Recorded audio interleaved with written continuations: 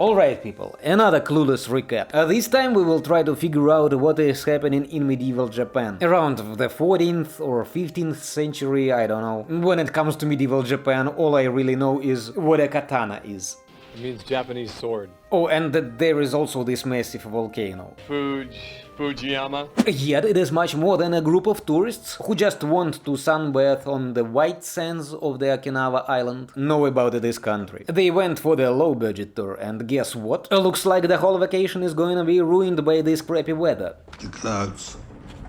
Yes, the clouds. However, white sand.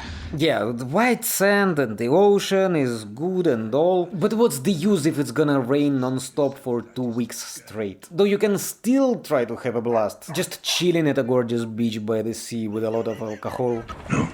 No pilot. Not me. At my age, you draw your line. Well, in this case, dude, I think there is only one way for you to get out.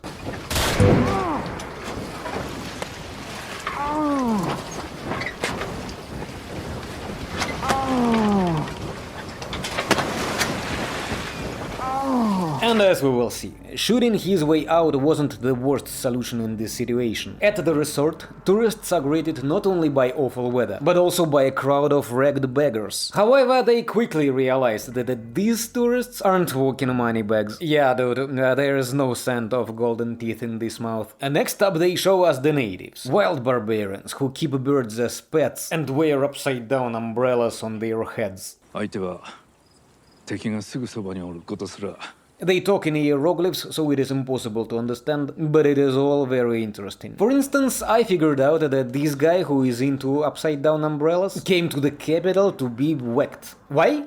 Hell if I know. In this dump, people seem to think that damaging the part of the brain responsible for self-preservation instinct is a smart move.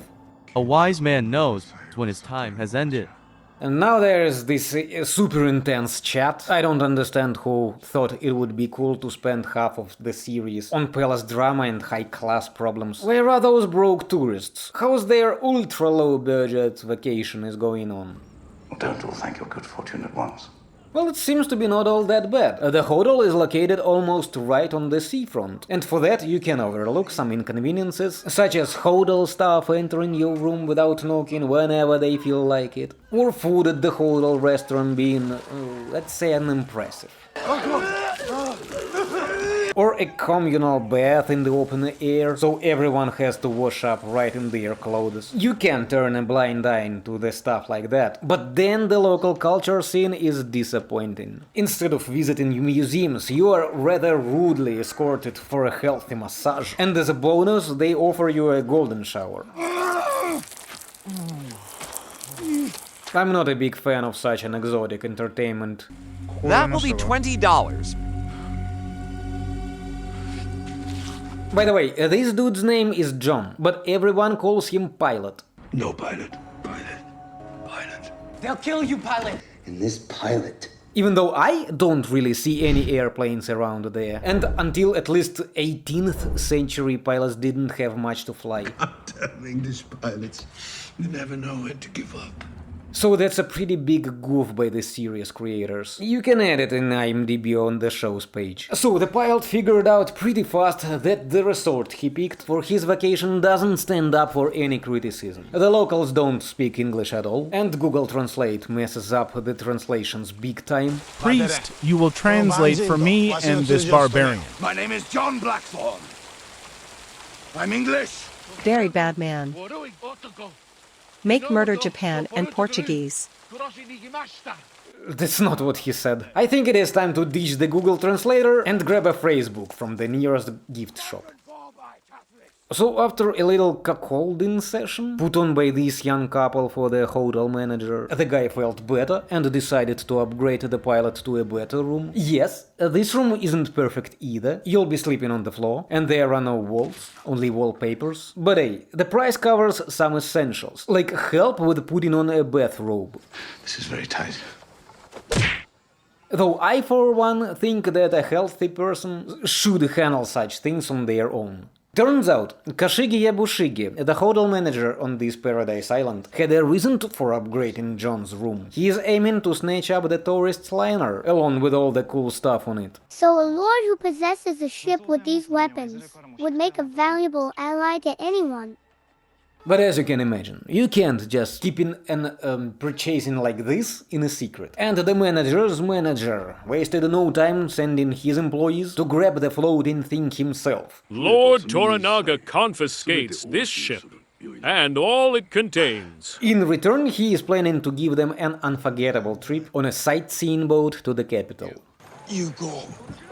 Osaka. They handed John the new version of Google Translate based on neural network called Rodriguez AI. My God, you are a pilot. Listen, sir, you speak Japanese. It translates way better, but also has some issues with heavy accent, which is hard to understand without subtitles. Young little shit, aren't you? What's the latitude of Alicia? So you can turn the subtitles at this point. I make them myself for my videos. Because sometimes people on TV speak weird. John also has a little bit weird English pronounce. 49 degrees. 56 minutes north, and watch out for the reefs. South-southwest. The locals basically speak on some made-up language and just pretend to understand each other. Guys, learn some English before being filmed, eh?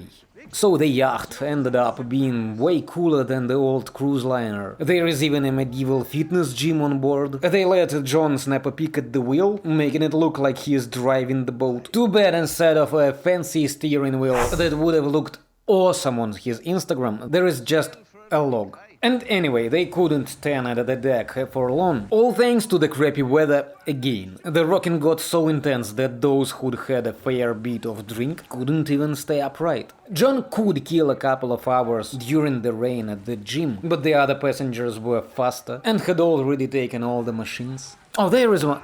Ah, forget it. Yoshimiga Kashimiga snagged it right off the bat. Don't just stand there like a dummy with your mouth open, John, bro. Next time, hop on the machine as soon as it is free. The first stop, a tiny island with a famous bungee jump. Back in the Middle Ages, they just used ropes for the jumps and didn't bother with the stuff like safety. So accidents on the ride happen all the time. There is always a couple of losers lying on the rock bottom. And John is already looking forward for a great time. But Kashimiga cuts in the line even there. Me.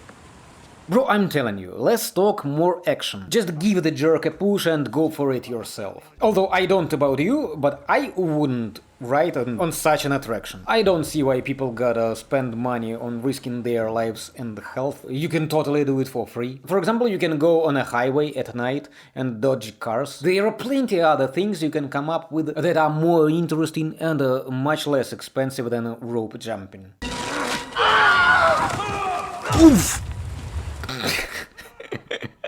I hope someone got his fail on camera. Look at how funny Kashimiga is flailing in the waves. Can't stand up.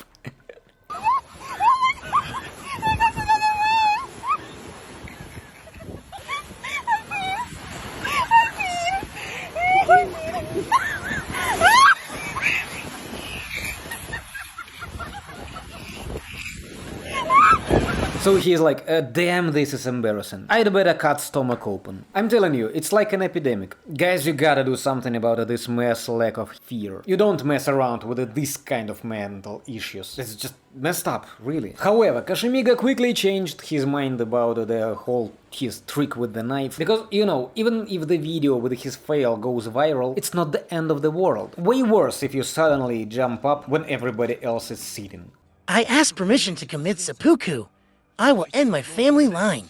Meanwhile, the tourists kept on their journey to the capital, and Rodriguez AI is digging into John's shady history. Turns out our tourist made a living by committing robberies, and to save up for the sea trip, he hit up a bunch of Portuguese cities. You and your so-called merchant crew were put into the torch. I mean, real savage business, if you ask me. Which is why I'm warning you. He's go to the Portuguese as soon as I arrive. That's the kind of unpleasant future that awaits us if we approach the development of artificial intelligence technologies irresponsibly. At some point, it will have access to the darkest and scariest human secrets. I'm not talking about harmless toys hidden in your bedside tables. I'm talking about real secrets. I'm talking about browsing history in incognito mode level of secrets. Well, the Shogun's first episode ends up with the arrival of the whole crew in the capital of the Southern Islands, which looks more like a village. The locals, though, as they often do, have too high of an opinion about the place they are living. And then ask yourself, what kind of man wields power in a land like this?